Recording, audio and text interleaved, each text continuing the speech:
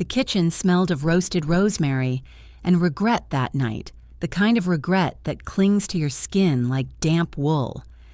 I stood at the counter, my hands trembling as I sliced carrots for the stew, each cut a little too forceful, each breath a little too shallow. My name is Margaret, and I'm 62 years old, though sometimes I feel I've lived 100 lifetimes in the lines etched around my eyes. That evening, my daughter-in-law, Claire, sat at the head of my dining table, my table, though you'd never know it from the way she presided over the room. Her voice, sharp as a winter wind, carried over the clink of forks and the soft chatter of my grandchildren.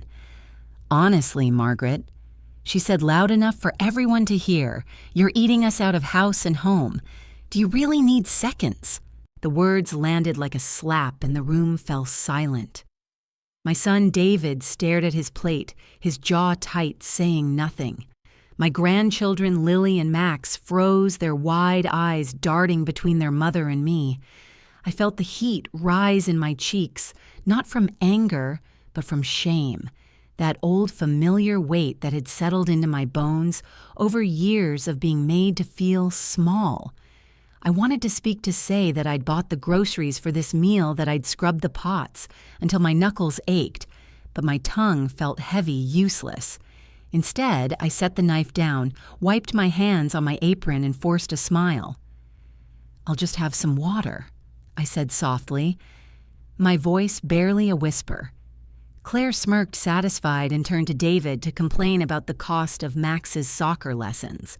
I don't know if you've ever felt invisible in a room full of people who are supposed to love you, but it's a kind of loneliness that cuts deeper than any blade. I raised David in this house, a sprawling old Victorian with creaky floors and a fireplace that never quite warmed the living room. I was a mother and a wife, once the heart of this family, or so I thought. My husband Tom passed 7 years ago, and with him went the laughter, the late-night talks, the sense that I belonged somewhere. David and Claire moved in shortly after, claiming it was to help me out, but it felt more like they were claiming the house, my life, my worth. I became the live-in maid, the babysitter, the cook never thanked, rarely noticed, and apparently a burden. That night, after the dishes were done and the house was quiet, I sat in my bedroom, the smallest one at the end of the hall. It used to be the guest room, but Claire insisted they needed the master suite for family planning. I didn't argue. I never argued. On my nightstand was a photo of Tom and me, taken on our 25th anniversary, our smiles wide and unguarded. I traced his face with my fingertip, wondering what he'd think of me now, shrinking into myself, letting Claire's words chip away at my spirit. "I'm still here, Tom," I whispered, though. I wasn't sure I believed it. The next morning, I woke early, as I always did, to make coffee and pack Lily's lunch. The house was still the kind of stillness that feels like it's holding its breath. As I pulled the bread from the pantry, I noticed a stack of mail on the counter, half hidden under Claire's designer purse. Bills, mostly, but one envelope caught my eye, a notice from the bank addressed to me. I hesitated, my heart thudding. Claire handled the finances, or so she claimed, ever since they moved in. "You're too old to deal with this stuff," she'd said, waving a manicured hand. But this letter was in my name, and something in me, some flicker of the woman I used to be, told me to open it. Inside was a statement for the mortgage on this house, the one I'd assumed David and Claire were paying. My breath caught as I read the balance, $0, paid in full. And beneath it, a note title remains in the name of Margaret Elizabeth Harper. My name, not David's, not Claire's, mine. I sat down hard on a kitchen stool, the paper trembling in my hands. Years ago, when Tom and I bought this house, we put it in my name for tax reasons, a detail I'd forgotten in the fog of grief and time. After Tom died, I'd quietly kept up the payments, dipping into my savings, telling myself it was for David's future, for the grandchildren. Claire and David never knew. They thought they were the ones keeping the roof over our heads. I should have felt triumphant, But instead, I felt hollow. This house, my home, was mine in name, but it hadn't felt like mine in years. Claire's laughter echoed in my mind, her words from dinner replaying useless burden. I folded the letter and tucked it into my apron pocket, my hands steadier now. I didn't know what I'd do with this knowledge, not yet, but it was a spark, a tiny ember in the ashes of my heart. For the first time in a long time, I felt the stirrings of something I'd almost forgotten power. The days that followed were a blur of routine laundry, school pickups, dinners where I kept my head down and my mouth shut. But that letter stayed with me, hidden in the back of my dresser, a secret that grew heavier with each of Claire's jabs. She didn't stop, you see. At breakfast, she'd sigh dramatically when I took an extra slice of toast. "We're on a budget, Margaret," she'd say, as if I were a child pilfering cookies. David, my sweet boy, who once drew me pictures of sunflowers, would nod absently, his eyes on his phone. I wondered when he'd stopped seeing me, when I'd become just a shadow in his life. One afternoon, while Claire was at her yoga class and the kids were at school, I went to the attic. It was a place I hadn't visited in years, filled with boxes of Tom's old records, my mother's quilts, and memories I'd been too afraid to face. I wasn't sure what I was looking for, but I needed something proof, maybe that I was more than Claire's punching bag. I found an old journal, one I'd kept in the early years of my marriage. The pages were yellowed, the ink faded, but my words were there, full of hope and fire. "I want to be a woman who stands tall," I'd written, "no matter what life throws at me." I sat on the dusty floor, tears streaming down my face, and read until the light faded. That woman was still in me. Wasn't she buried, but not gone? I started paying closer attention after that. I noticed things I'd ignored, how Claire left bills unpaid, how she'd bought a new car, but claimed we couldn't afford to fix the leaking roof. I began keeping a notebook, small and discreet, tucked in my knitting bag. I wrote down every late notice, every snide comment, every time David looked away when Claire belittled me. It wasn't revenge, not exactly. It was clarity. I was waking up piece by piece, and with each note I felt a little less like a burden and a little more like Margaret Elizabeth Harper, the woman who'd once danced with Tom under the stars and laughed until her sides ached. One evening, as I sat knitting in the living room, Lily crept in, her 11-year-old face serious. "Grandma," she whispered, glancing at the door to make sure Claire wasn't near. "Why do you let Mom talk to you like that?" My heart broke and mended in the same breath.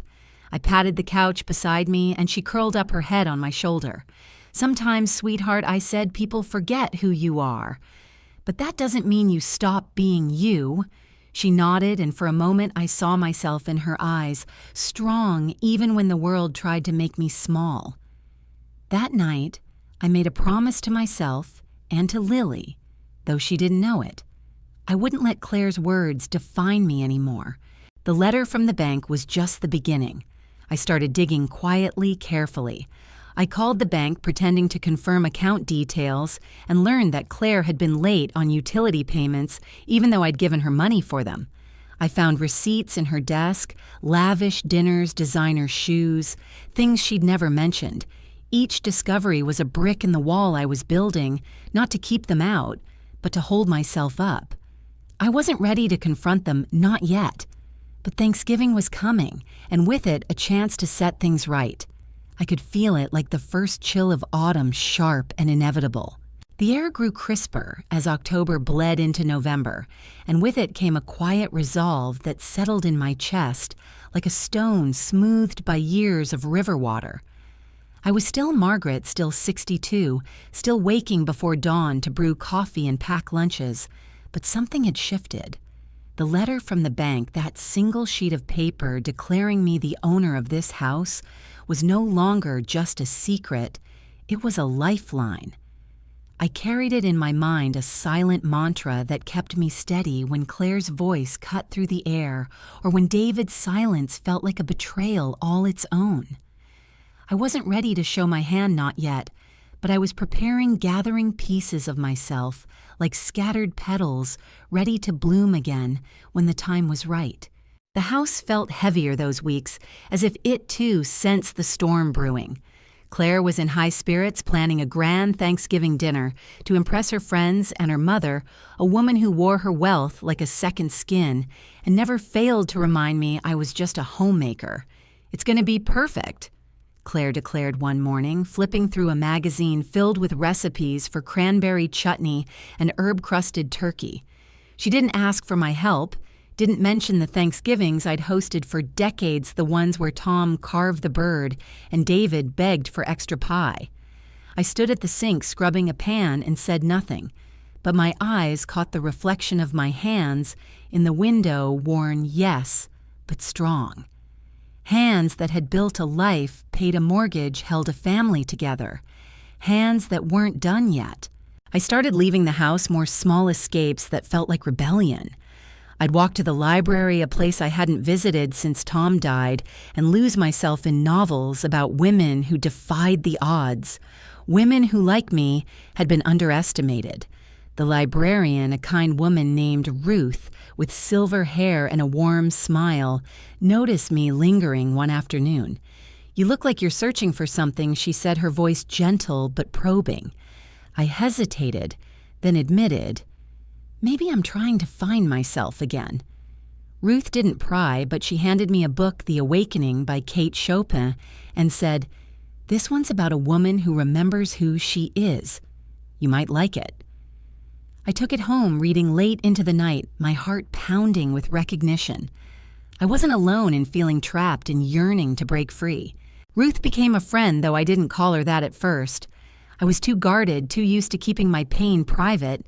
But she'd ask about my day listen when I spoke of Lily's shy smiles or Max's love for drawing, and nod when I hinted at the tension at home without ever naming it. One day, over tea in the library's quiet corner, I let slip more than I meant to. "My daughter-in-law thinks I'm a burden," I said, staring into my cup. "She said it at dinner in front of my grandchildren." Ruth's eyes softened, but there was a fire in them too. "Margaret," she said, "you're no burden. You're a cornerstone. People like her, they tear down what they can't understand.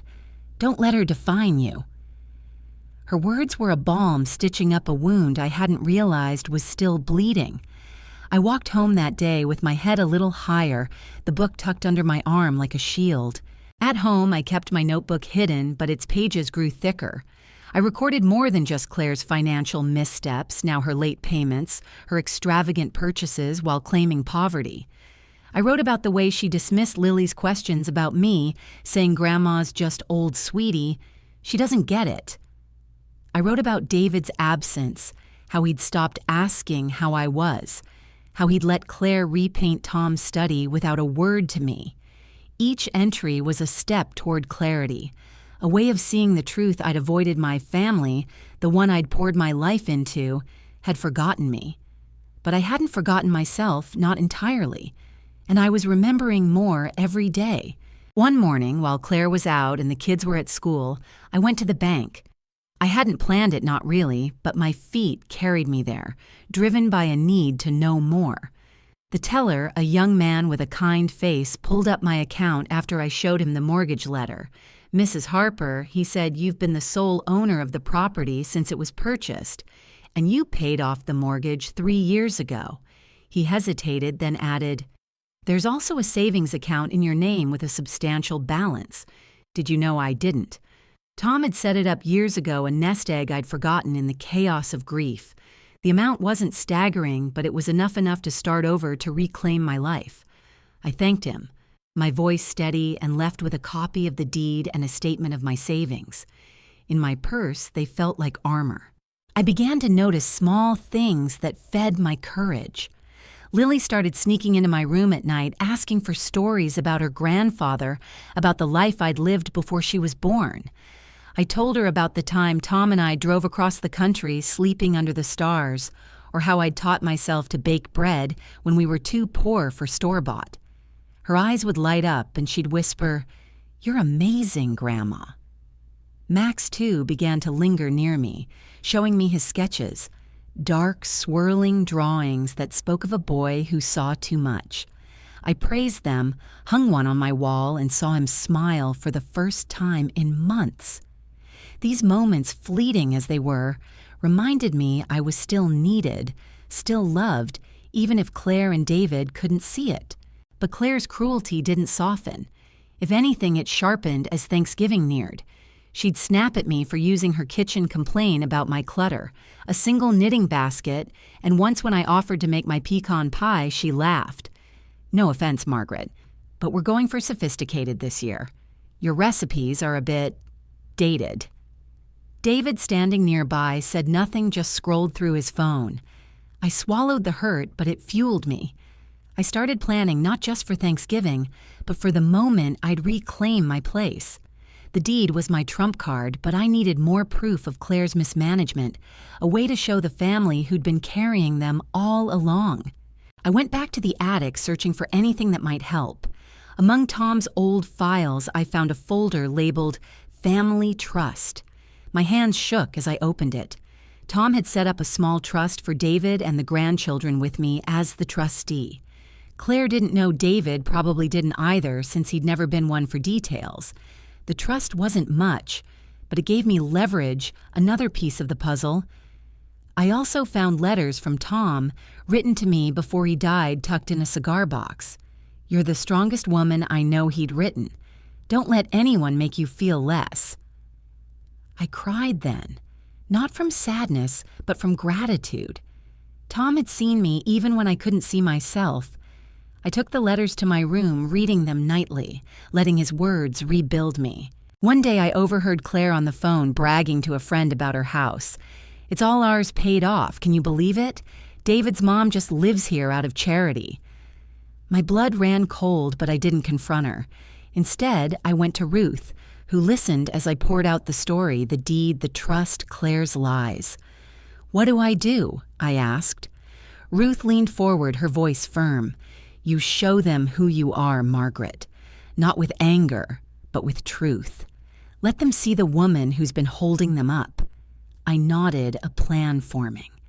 Thanksgiving would be my moment, not for revenge, but for justice, for dignity. I started preparing in small ways. I made copies of the deed and trust documents, keeping them in a locked box under my bed. I called a lawyer, an old friend of Tom's, who confirmed my rights as the homeowner and trustee. "You can evict them if you want," he said, "or renegotiate terms. It's your call." I didn't want to evict my family, not really, but I wanted them to know the truth, to feel the weight of their actions. I bought a new dress, deep blue, the color Tom loved, and practiced what I'd say, whispering it to the mirror when the house was quiet. "This is my home," I'd say, my voice growing stronger each time. And I decide who stays. The week before Thanksgiving, Claire's mother arrived, her perfume filling the house like an invasion. She barely acknowledged me calling me Martha once, as if my name didn't matter. Claire buzzed around her, showing off new curtains, boasting about the house's value. I watched silent, my notebook filling with final entries, Claire's latest unpaid bill, her plan to remodel my kitchen. I felt the ember in me glow hotter, ready to ignite. Lily noticed squeezing my hand one night. "You look different, Grandma," she said. "Stronger." I smiled, kissing her forehead. "I'm remembering who I am, sweetheart," I said. And I was. For the first time in years, I was. The days leading up to Thanksgiving felt like the slow unwinding of a tightly coiled spring, each moment taut with anticipation. I moved through the house with a quiet purpose, my steps lighter than they'd been in years, though my heart still carried the weight of Claire's words and David's indifference. The kitchen was a battleground now, not of shouts or slam doors, but of subtle power plays. Claire ruled it like a queen, barking orders about table settings and wine pairings, while I chopped onions or folded napkins, my presence barely acknowledged. Yet beneath my calm exterior, I was building something, a foundation, not just for the confrontation to come, but for the woman I was becoming again. The deed, the trust documents, Tom's letters, they were my anchors, reminding me that I was more than the useless burden Claire had branded me. I found myself watching Claire more closely, not out of spite, but with a kind of detached curiosity, like an anthropologist studying a foreign culture. She was younger than I'd been when I lost Tom, yet her confidence bordered on arrogance, as if life owed her every comfort. She'd rearrange my spice rack without asking, toss my handwritten recipes into a drawer, and once when I reached for a glass of water during her dinner preparations, she snapped, "Margaret, can you not be in the way for once?" I apologized, as I always had, but inside I was cataloging. My notebook, now nearly full, held these moments like evidence in a trial I hadn't yet called to order. I wrote November 18. Claire threw out my mother's gravy. Boat said it was tacky. It wasn't about the gravy boat, not really. It was about the erasure, the way she chipped away at my history, my home, myself. Lily and Max were my refuge in those tense days. Lily would slip into my room after school, her ponytail swinging, and ask me to teach her something, how to knit, how to make Tom's favorite oatmeal cookies. I'd guide her small hands, marveling at her patience, her quiet strength. "Mom says knitting's for old people," she said once, her voice low, as if betraying a secret. I smiled, threading the yarn through her fingers. "Your mom's wrong about a lot of things, sweetheart," I said gently. "This is for anyone who wants to create something lasting." Max, too, sought me out, showing me a new sketch, a tree with roots that twisted into a heart. "It's you, Grandma." He mumbled, shy but earnest. I hugged him, my throat tight, and hung the drawing beside my bed. Their love was a lifeline, a reminder that not all of my family had turned away. Outside the house, Ruth became my mirror, reflecting the woman I was rediscovering. We met at the library twice a week, now sharing tea and stories. I told her about the deed, about Claire's lies, about the trust Tom had left. Her eyes sparkled with something like pride. "You're not just taking back your house, Margaret," she said one afternoon, her voice firm. "You're taking back your life." She lent me another book, Jane Eyre, and I read it, voraciously struck by Jane's quiet defiance, her refusal to be diminished. Ruth also introduced me to a local women's group held in the library's back room, where women my age and older shared their own stories of being overlooked, underestimated, or cast aside. I listened, mostly too shy to speak, but their voices wove into mine, strengthening my resolve. One woman, Eleanor, had rewritten her will after her children ignored her for years. "I gave everything to charity," she set her chin high. "They didn't deserve me." I wasn't ready for that, not yet, but her courage stayed with me.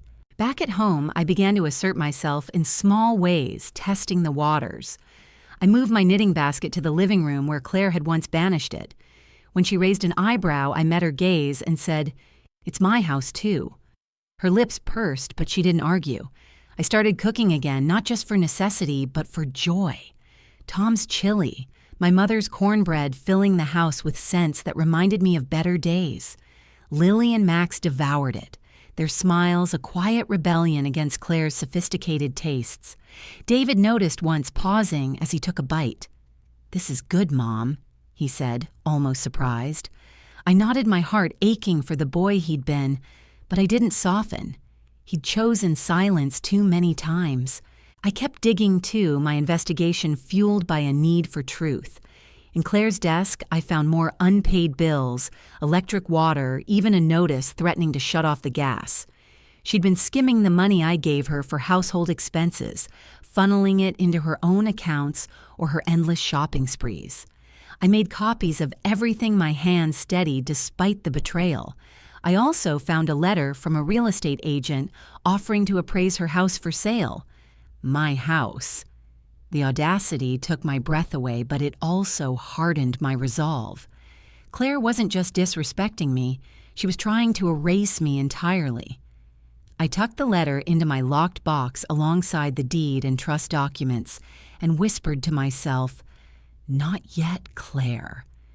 Not yet." One evening, I went to the garden, a small patch I'd neglected since Tom's death. The roses he'd planted were overgrown, choked with weeds, but I knelt in the dirt, my knees aching, and began to clear them. It was slow work, but it felt right, like tending to my own soul.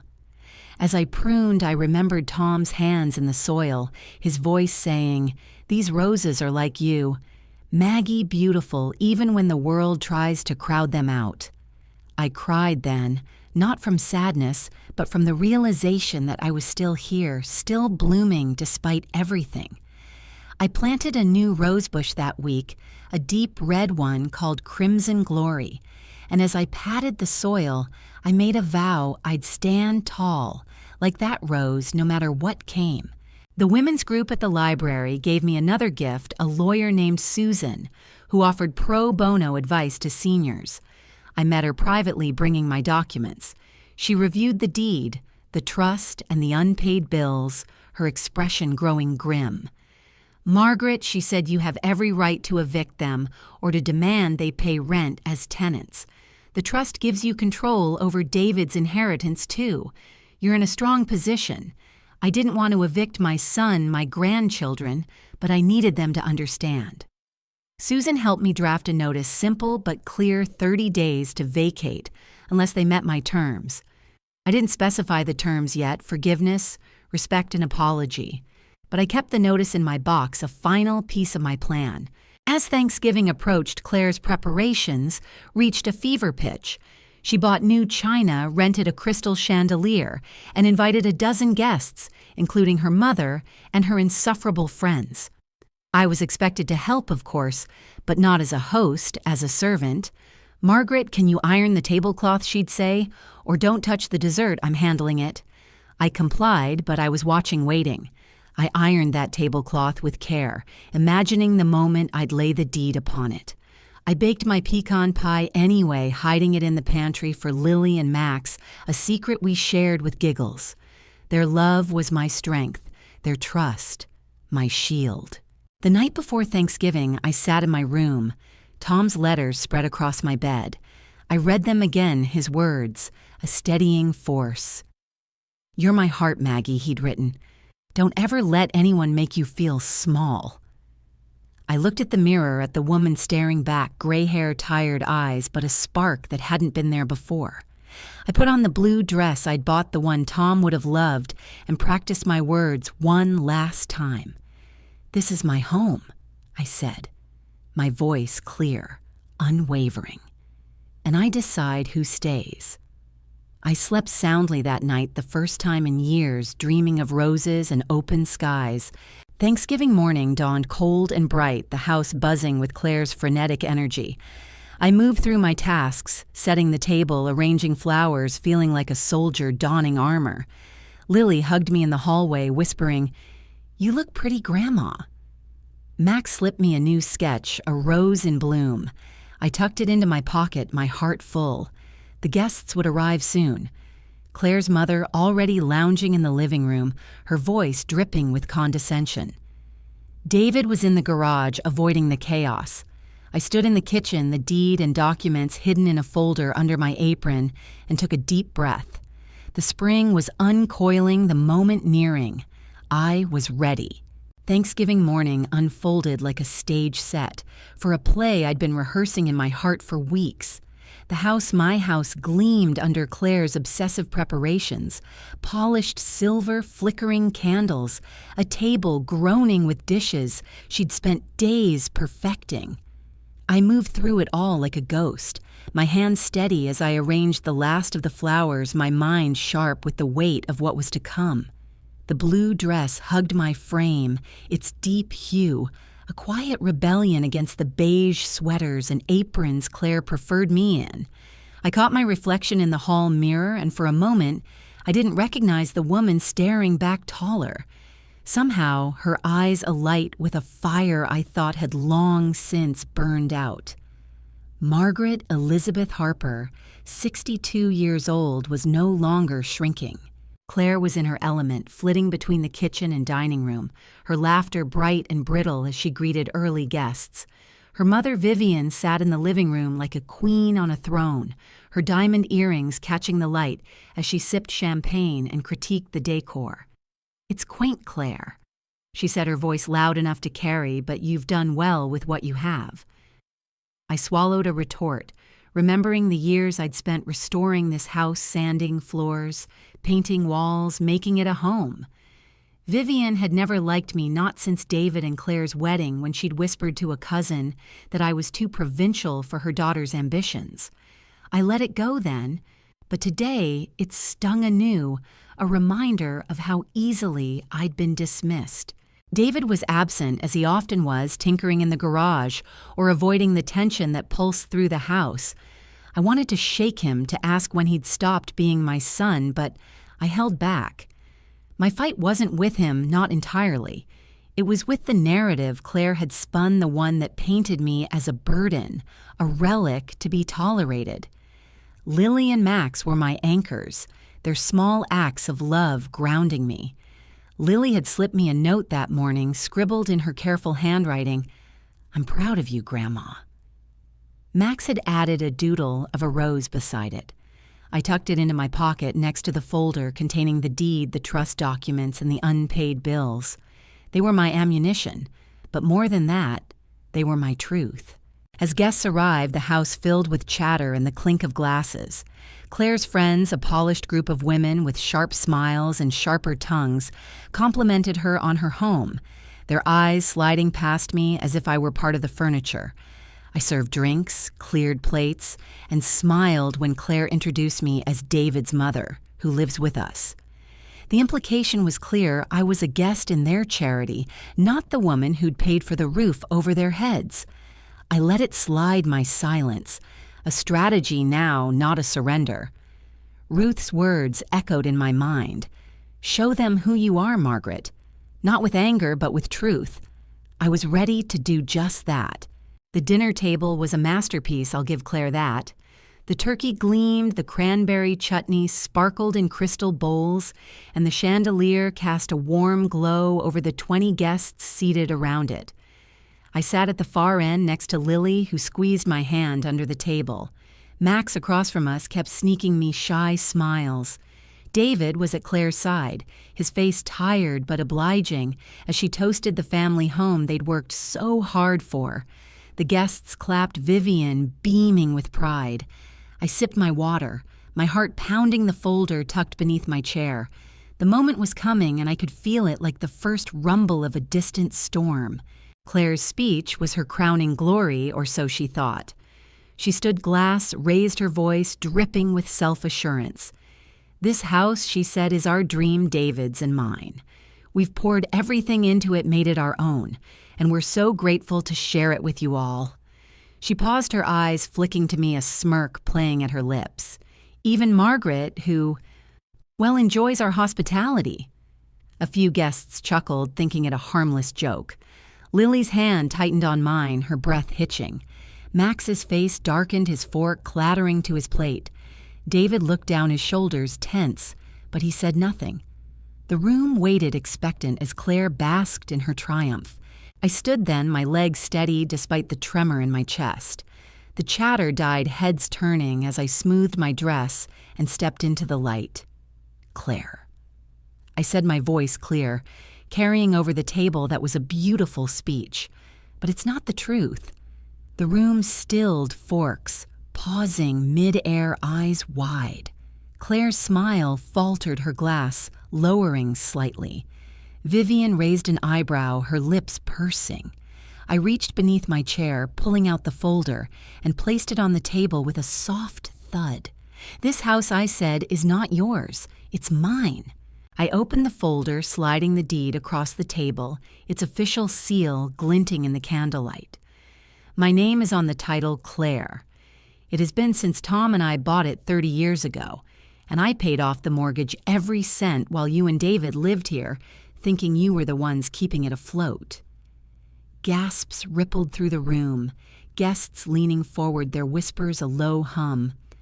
Claire's face drained of color, her mouth opening then closing.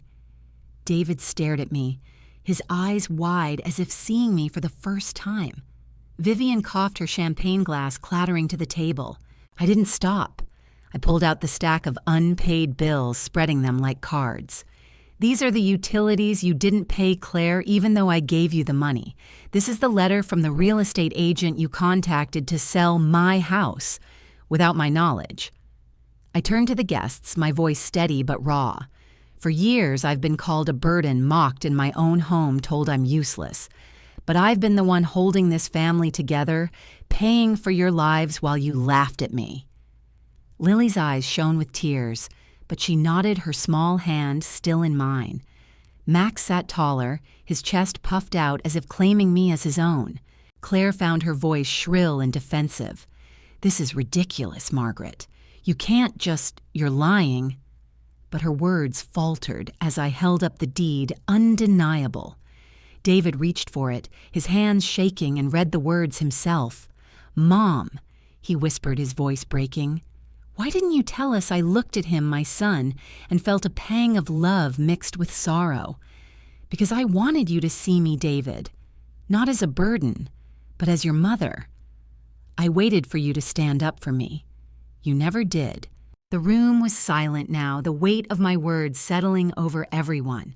I turned to Claire, who was gripping the table, her knuckles white. You have 30 days to vacate, I said, sliding the eviction notice across the table. Unless you can show me the respect I deserve. Beg for forgiveness, Claire. Mean it, or you're gone. The guests were frozen, some clutching their napkins, others staring at Claire, who looked like she'd been slapped. Vivian sputtered. This is outrageous, but no one listened. The power had shifted, and it was mine. I sat down, my hands folded my heart, racing but calm. Lily leaned against me, whispering, I love you, Grandma. Max reached across the table, his hand brushing mine.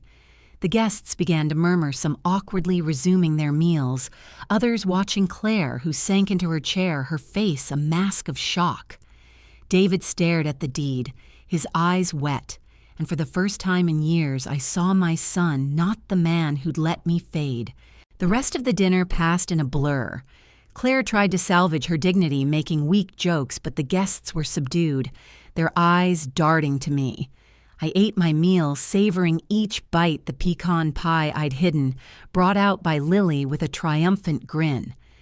As the evening ended, guests left quickly, their goodbyes stilted. Vivian stormed out, muttering about disrespect. Claire retreated to her room, David trailing behind the deed, still in his hand.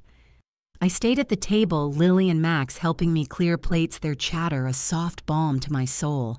That night, I sat in my room, Tom's letters beside me, the rose sketch on my wall. I didn't feel triumphant, not exactly, but I felt whole. I'd spoken my truth, not with anger, but with dignity, and it had changed everything.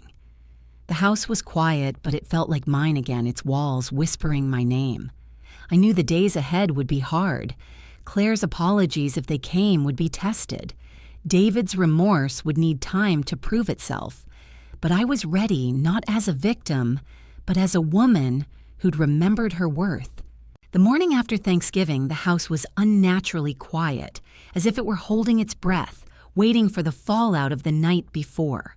I woke early, as always, but instead of rushing to the kitchen to start coffee or pack lunches, I sat at my small desk, the blue dress folded neatly on my bed, Tom's letters open before me. My hand, still steady from the weight of the deed I'd placed on the table, traced his words, "You're my heart, Maggie. Don't ever let anyone make you feel small." I closed my eyes, letting the memory of his voice wash over me, a reminder that I'd done what he'd always believed I could, stood tall not with venom, but with truth. The confrontation had been a fire burning away years of shame, and now, in the quiet, I was sifting through the ashes, deciding what to build next. Downstairs, the remnants of Claire's perfect Thanksgiving lay scattered, half-empty wine glasses, crumpled napkins, a turkey carcass picked clean. I didn't clean it up. For the first time in years, I left the mess for her, a small act of defiance that felt like reclaiming my space.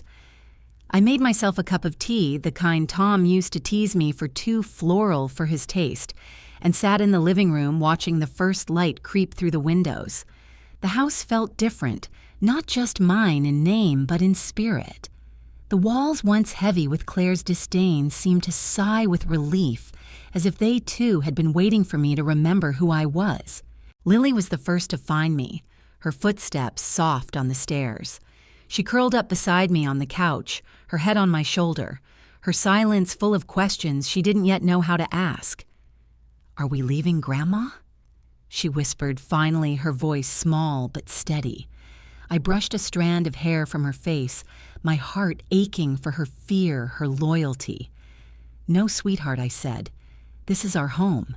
But things are going to change. They have to." She nodded, her trust in me absolute, and I felt a fierce determination to protect that trust, to show her what it meant to be a woman who didn't bend under cruelty. Max appeared next, his sketchbook tucked under his arm. He didn't speak, just sat cross-legged on the floor and started drawing his pencil, scratching softly. I watched him marveling at the intensity in his young face, the way he poured his heart into lines and shadows. After a while, he slid the paper toward me, a sketch of me standing at the dinner table, the deed in my hand, my face calm but fierce like a queen claiming her throne. "That's how I saw you last night," he said, his voice barely audible. I blinked back tears, pulling him into a hug. "Thank you, Max," I said. "You see me better than most." Their love, so pure and untainted by Claire's poison, was a balm stitching up the wounds I'd carried too long.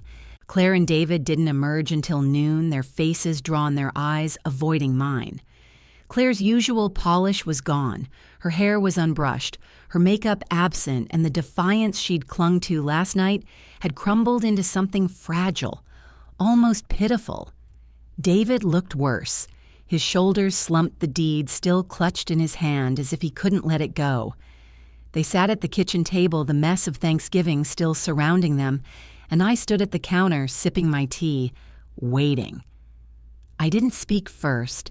This was their move, and I was done chasing their approval. Mom David began, his voice hoarse. I didn't know. About the house, the mortgage, any of it. He looked up, his eyes wet, the boy I'd raised flickering beneath the man who'd forgotten me. "Why didn't you tell me?" I set my cup down, my gaze steady. "I shouldn't have had to, David," I said. "You're my son. You should have seen me stood up for me without needing a piece of paper to prove my worth." He flinched, the truth, landing like a stone, but I didn't soften it. I was done softening. Claire's voice was next, sharp but trembling. "Margaret, it's a misunderstanding. I didn't mean to make you feel like a burden. I was stressed, you know how it is." Her words were hollow, a performance for David, not me.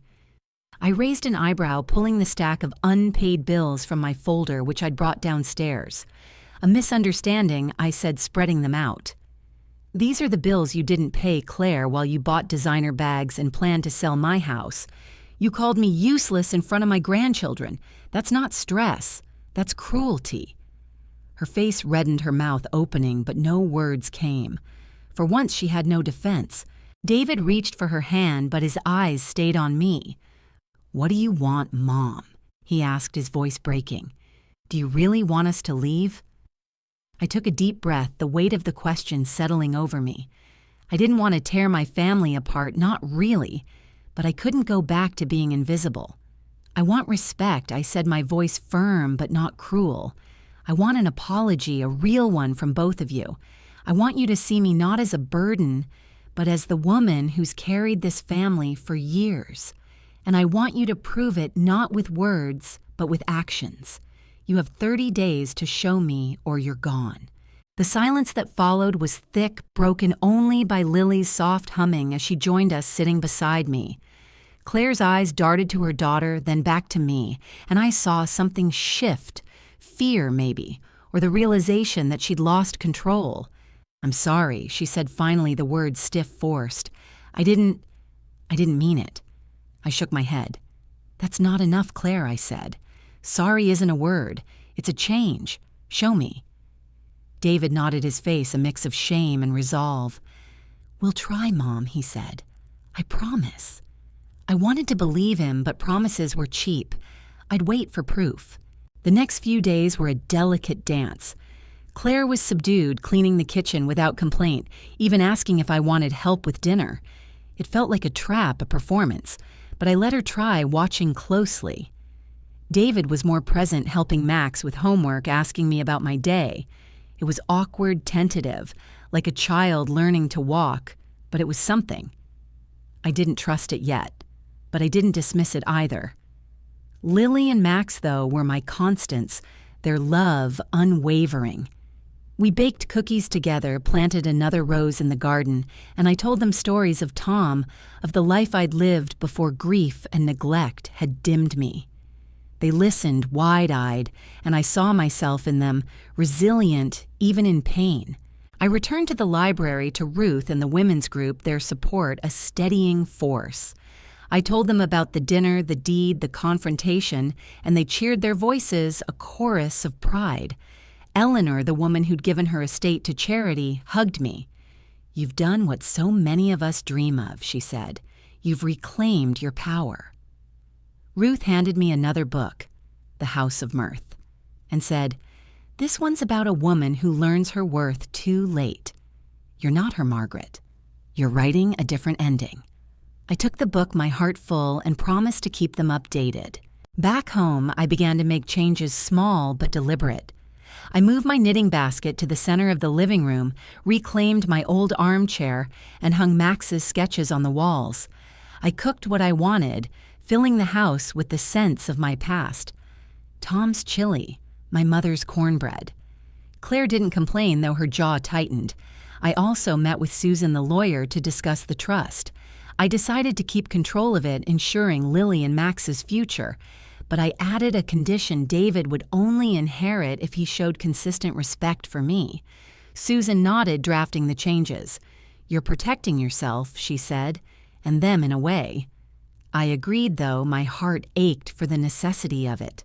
One evening, as I pruned the roses, David joined me, his hands in his pockets. "Mom," he said, "I'm sorry.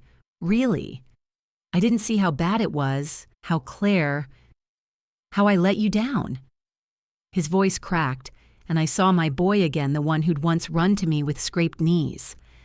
I set down my shears, meeting his eyes. "I love you, David," I said, "but love doesn't mean ignoring pain. You have to do better." He nodded, tears falling, and we stood there, the roses between us, a fragile bridge rebuilding. It wasn't forgiveness, not yet, but it was a start. As the 30 days ticked down, I felt a quiet strength, growing rooted like the roses in my garden. I wasn't the woman Claire had mocked, nor the shadow David had ignored. I was Margaret whole and unyielding, ready to shape the future on my terms. The house, my home, was mine again, and so was I. The days following David's apology in the garden felt like a fragile truce, a delicate balance between hope and caution. I woke each morning with a clarity I hadn't known in years, my heart no longer heavy with the weight of being unseen. The house, my house, hummed with a new rhythm, not the frenetic energy of Claire's control, but a quieter pulse, one that seemed to echo my own heartbeat. I was 62, a widow, a mother, a grandmother, and for the first time in too long, a woman who knew her worth. The deed, the trust, the confrontation at Thanksgiving, they were milestones, not endpoints. I was still building, still growing, and the 30 days I'd given Claire and David were as much for me as for them, a test of whether they could meet me where I now stood. I began to reclaim the house in ways that went beyond words or documents. I moved my mother's old rocking chair from the attic to the living room, its worn wood a testament to the women who'd come before me. I hung a quilt I'd made in my 20s on the wall, its vibrant patches a contrast to Claire's sterile decor. Each act was a declaration. This is my home, my history, my life. Claire noticed her lips tightening when she saw the quilt, but she didn't comment. Her silence was new, a sign of the shift in power, though I knew better than to trust it fully. She was helping with dishes, speaking to me with a forced politeness, but her eyes held a flicker of resentment, a reminder that her apologies were still more performance than truth. David was different, or at least he was trying to be. He started small, joining me for coffee in the mornings, asking about my day with a sincerity that felt foreign but welcome. One afternoon, he found me in the garden where I was tending the new rose bush, its crimson buds just beginning to open. "I used to love watching you and Dad out here," he said, his voice soft. "I forgot how much this place means to you." I looked at him, my son, his face lined with regret, and felt a pang of love tempered by caution. "It's not just the place, David," I said, brushing dirt from my hands. "It's what it represents. Family. Home. Me." He nodded, his eyes dropping, and I saw the weight of his failure settle deeper. I didn't comfort him. He needed to feel it to understand what he'd let slip away. Lily and Max were my light as always. They sensed the change in the house in me and leaned into it with a trust that made my heart ache. Lily started helping me in the garden, her small hands learning to prune, her laughter filling the air as we planted marigolds around the roses. "They're happy flowers," she said, her eyes bright. "Like you now, Grandma." I hugged her, marveling at her wisdom, her ability to see what Claire and David had missed for so long. Max, quieter but no less present, began leaving sketches on my desk, portraits of me, of the House of the Roses, each one a testament to the bond we'd rebuilt. I framed one, a drawing of the Victorians' front porch, and hung it in my room, a reminder of what I was fighting for. Outside the house, my world was expanding. I went to the library more often, not just for Ruth's tea or the women's group, but to learn to grow. I signed up for a computer class, something Claire would have mocked, and found I was good at it. My fingers nimble on the keyboard as I navigated spreadsheets and emails. Ruth cheered me on, her pride infectious. "You're not just surviving, Margaret," she said one day, handing me a new book, A Room of One's Own by Virginia Woolf. "You're thriving." The women's group became a sanctuary, their stories of resilience mirroring my own. One woman, Grace, had left an abusive marriage at 60 and now ran a small bakery. "I thought I was done," she said, her voice steady. "But I was just beginning." I listened, my notebook no longer filled with Claire's wrongs, but with ideas, plans for my future, for the house, for me. I also started handling the household finances again, something Claire had taken over years ago. I sat at the kitchen table one evening, sorting through bills, my laptop open as I tracked payments. Claire walked in, her face tightening, but I didn't flinch. "I'm taking this back," I said, my voice calm. "You've had your chance." She nodded, her jaw clenched, and left without a word. The next day, I found a stack of overdue notices. She'd hidden more proof of her mismanagement. I paid them off, dipping into my savings, and set up automatic payments in my name. It was a small victory, but it felt monumental, a reclaiming of control I'd surrendered too easily. I met with Susan the lawyer again, refining my plans for the trust. I decided to allocate funds for Lily and Max's education, ensuring their future, but I kept David's inheritance conditional. If he wants it, I told Susan he needs to show me he's my son again, not just in words. She nodded, her eyes warm. "You're doing this with love, Margaret," she said. "That's what makes it powerful." I also asked her to draft a lease agreement just in case Claire and David stayed. They'd pay rent fair market value and sign as tenants. It wasn't about money, it was about respect, about acknowledging my ownership, my worth. Susan smiled, handing me the draft. "You're a force," she said. I felt it deep in my bones. One evening, I went to the attic not to search for documents, but to reconnect with my past. I found a box of Tom's old records vinyls we'd danced to in our early years, Ella Fitzgerald, Nat King Cole. I brought them downstairs, setting up the old turntable I'd stored away. When Ella's voice filled the living room, smooth and warm, Lily and Max ran in, their eyes wide. "Dance with us, Grandma," Lily begged, and I did, twirling her around, Max giggling as he tried to keep up. David watched from the doorway, his face soft, and for a moment I saw the family we could be again. Claire stayed in her room, her absence a choice I noted, but didn't mourn. The garden became my sanctuary, the roses a symbol of my own growth. I spent hours there, pruning, planting, talking to Tom in my mind. One afternoon, as I tied back a climbing rose, I found a small bird's nest tucked in the thorns, 3 tiny eggs inside. I smiled, tears pricking my eyes, and left it untouched. It felt like a sign, a reminder that life persists even in hard places. I started sketching the garden, something I hadn't done since my 20s, my pencil capturing the roses, the marigolds, the nest. Max saw me one day and joined in our sketches side by side, a quiet collaboration that felt like healing. As the 30 days neared their end, I felt a calm certainty. I didn't need Claire's groveling or David's promises. I needed their actions, their consistency. Claire's efforts were faltering, her politeness, slipping into curtness when she thought I wasn't listening. David was trying harder, helping with chores, talking to me about Tom, but I knew he was still torn caught between his wife and his mother. I didn't resent him for it, not anymore. I was standing on my own now, and their choices would determine their place in my life, not mine in theirs. One night, I sat with Ruth at the library. The women's group gathered around us. I told them about the lease, the trust, the roses, and they listened, their faces alight with pride. "You're not just taking back your house," Ruth said, her voice fierce. "You're taking back your story." I nodded, my heart full. I was writing a new chapter, one where I wasn't the burden, the shadow, but the woman who'd paid the price, borne the pain, and risen stronger. The roses were blooming, the eggs in the nest were hatching, and I was ready for whatever came next.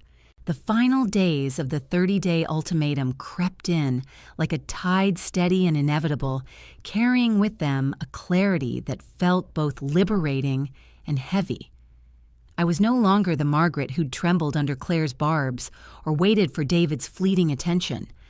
I was 62, a woman forged anew in the fire of my own resilience, standing firm in the house I'd built, paid for, and reclaimed. The deed, the trust, the roses in my garden, they were not just symbols, but extensions of me, proof that I'd never been the burden Claire had named me. As the deadline loomed, I felt a quiet power, not in anger or vengeance, but in the certainty of my worth. I was ready to close this chapter, to set the terms of my future, and to show my family, my world, who I truly was. The house reflected my transformation. The living room, once Claire's sterile showcase, now held my mother's rocking chair, my quilt, Max's sketches framed on the walls. The kitchen smelled of my recipes again, cinnamon bread, Tom's chili scents that rooted me to my past and my strength. I'd taken back the finances, the garden, the very air of the place, and it showed. Lily and Max moved through it with ease, their laughter brighter, their trust in me, a steady light. Claire, though, was unraveling. Her forced politeness had frayed, replaced by sharp glances and muttered complaints when she thought I couldn't hear. "This is still my house," she'd hissed to David one night, her voice carrying through the hall. I smiled to myself, pruning shears in hand, knowing she was wrong. David was trying, I'll give him that. He'd started joining me in the garden, pulling weeds or just sitting quietly as I worked. "I miss Dad," he said one evening, his voice low, the rose bushes casting long shadows. "And I miss you, Mom, the real you." His words stirred something in me. Love, yes, but also a demand for more. "Then show me David," I said, my eyes on the crimson buds. "Don't just miss me, be my son."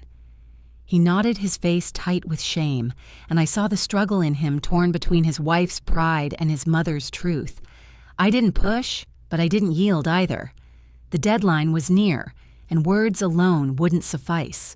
Lily and Max were my heart, their presence a reminder of why I'd fought so hard.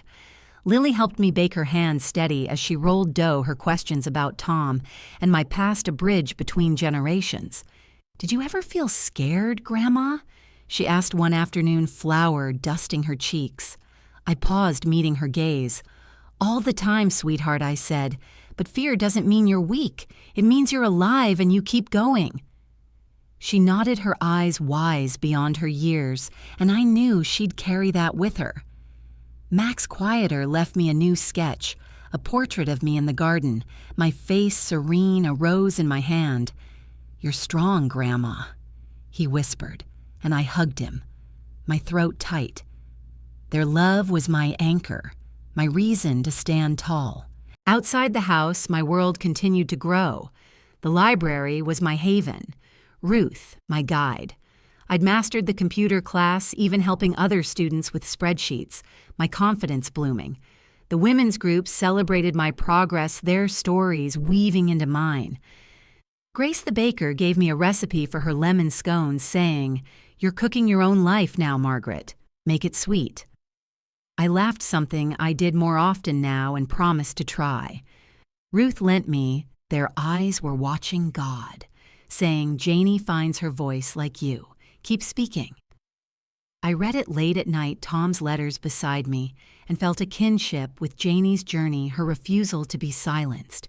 I met with Susan the lawyer one last time before the deadline. We finalized the lease agreement, fair rent, clear terms, my name as landlord. I also updated the trust securing Lily and Max's future while keeping David's share contingent on his actions. "You're not punishing them," Susan said, her voice warm. "You're teaching them." I nodded, signing the papers with a steady hand. I didn't want to evict my family, but I was prepared to if it came to that. The eviction notice sat in my locked box, a last resort, its weight a reminder of my power. I also asked Susan about selling the house, not because I wanted to, but to know my options. "It's yours to do with as you please," she said, "but you fought for it. Don't let go lightly." I wouldn't. This was my home, my legacy. The night before the deadline, I invited the family to the dining room, the same table where I dropped the deed. Claire sat stiffly, her eyes avoiding mine, her hands twisting a napkin. David looked weary, the deed now framed in his office, a constant reminder. Lily and Max sat close to me, their presence a quiet strength. I'd prepared a simple meal, my mother's cornbread, a salad, my pecan pie. Nothing fancy, just honest. The air was thick, the weight of the past month pressing down. I stood my blue dress, catching the light, and spoke my voice clear, unwavering. "This is my home." I began, my eyes sweeping the table. Not because of a piece of paper, but because I built it, loved it, paid for it. For years, I let you make me feel small, Claire, and you, David, let it happen. But I'm not small. I'm the woman who raised you, who kept this roof over your heads, who never stopped loving you even when you forgot me. Lily's hand found mine. Max's eyes shining. Claire's face was pale, her lips tight. David's head bowed, his hands clenched. I pulled out the lease, placing it on the table. "This is your chance," I said. "Sign it, pay rent, treat me with respect, and you can stay. Or don't, and you have until tomorrow to leave. I'm not begging anymore. I'm deciding." I slid the eviction notice beside it, its words stark. "Choose." The silence was deafening, broken only by the soft tick of the grandfather clock. Claire's eyes darted to David, then to the papers, her composure cracking. David reached for the lease, his hand shaking, and looked at me. "I want to stay, Mom," he said, his voice raw. "I want to fix this. I'm sorry for everything."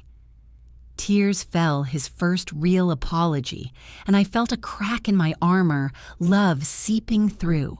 Claire was next, her voice trembling, barely audible.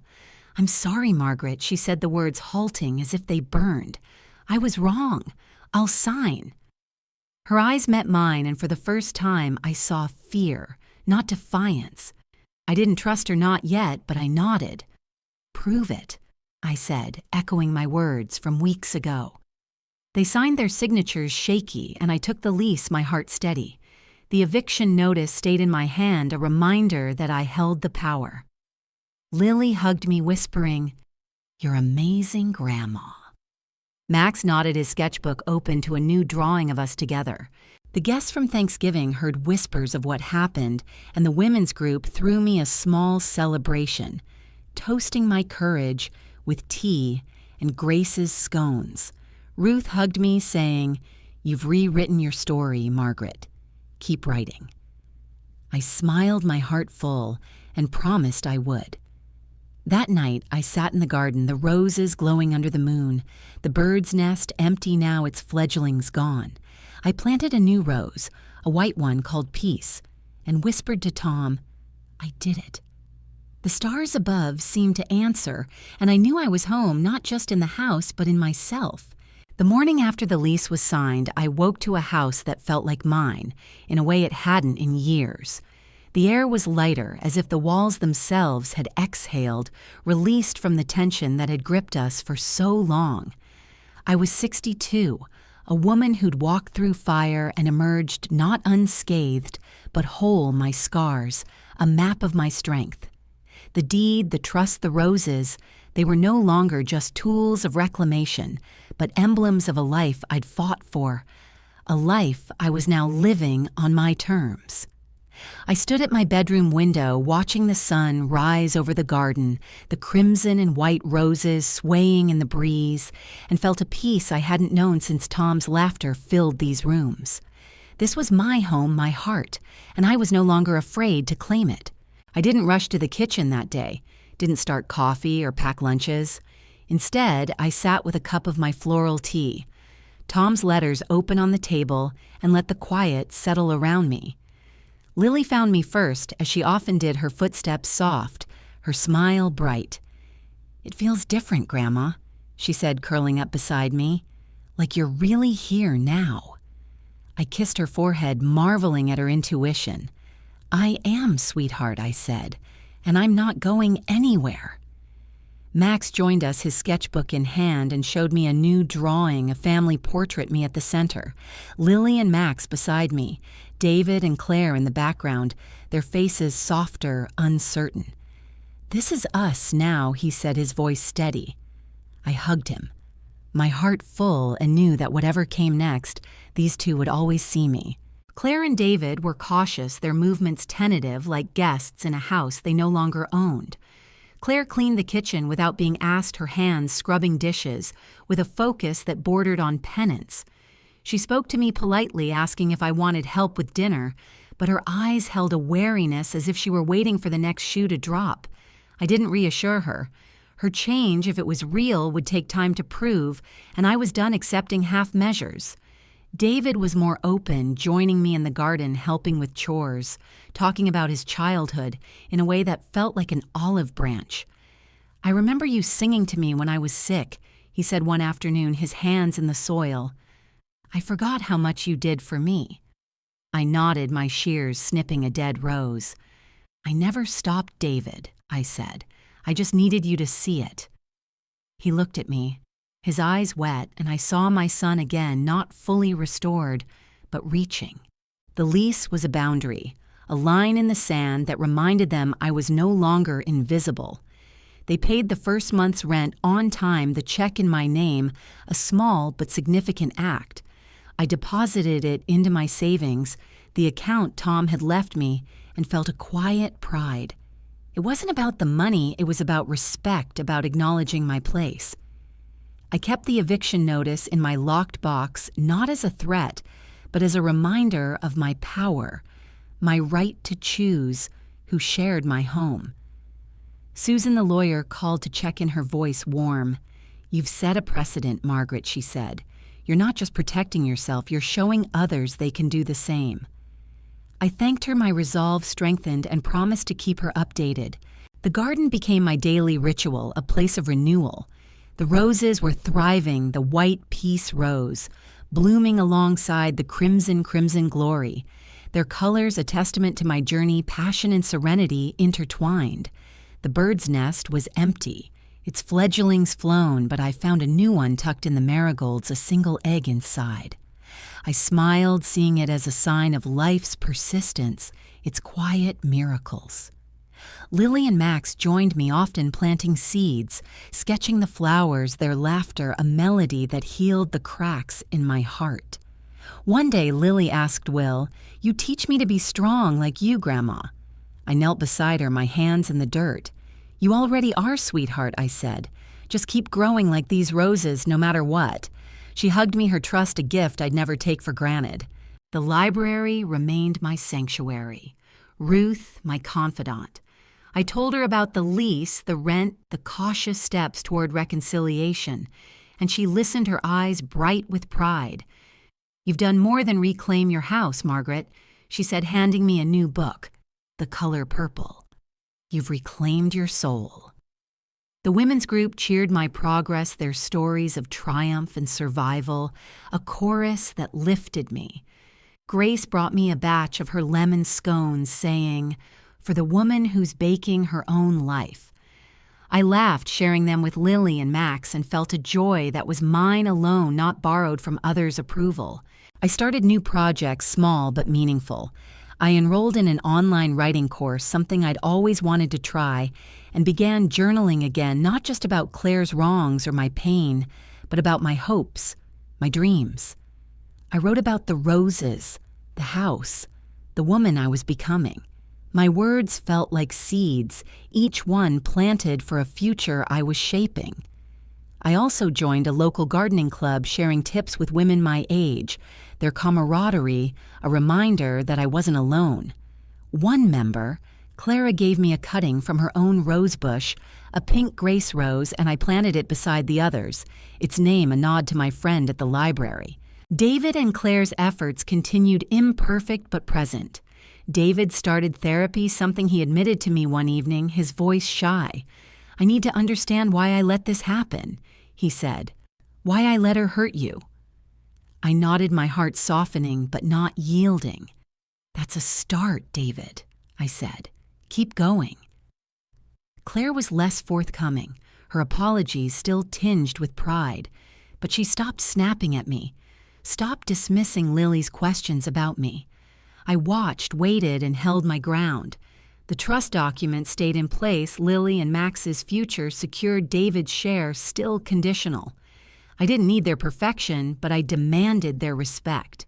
One afternoon, I found a letter from Claire slipped under my door. It was shorthand written, her script unsteady. "Margaret," it read, "I was wrong. I saw you as less because it made me feel more. I'm trying to change. Please give me time." I read it twice, my emotions tangled, anger, pity, a flicker of hope. I didn't respond, not yet, but I kept the letter, a marker of her attempt. Time would tell if it was genuine, and I was patient, now rooted like my roses, unyielding but open to growth. As winter approached, I decided to mark my journey with a gesture, something to carry forward. I went to the attic where Tom's things still lingered and found his old watch, a simple silver piece he'd worn every day. I polished it, its tick soft but steady, and wore it, its weight a reminder of his love, my strength. I also took a small ring, a pearl one Tom had given me on our 10th anniversary, and gave it to Lily, slipping it onto a chain for her to wear when she was older. "This is for you," I said, "to remind you that you're enough always." She hugged me, her eyes shining, and I knew she'd carry that truth. I sat in the garden one evening, the roses dormant but alive beneath the frost, and lit a candle, its flame small but fierce against the cold. I thought of Tom, of the woman I'd been, of the woman I was now. I'd been called a burden, a shadow, but I'd proven them wrong, not with shouts or revenge, but with quiet, unyielding dignity. I looked at the stars, their light steady, and whispered, "Your worth isn't measured by who accepts you, but by how you choose to honor yourself." The words felt like a vow, a gift to myself, to Lily, to every woman who'd ever felt unseen. The house was mine, the roses were blooming, and I was at peace. Not because the fight was over, but because I'd won the only battle that mattered, the one for my own soul.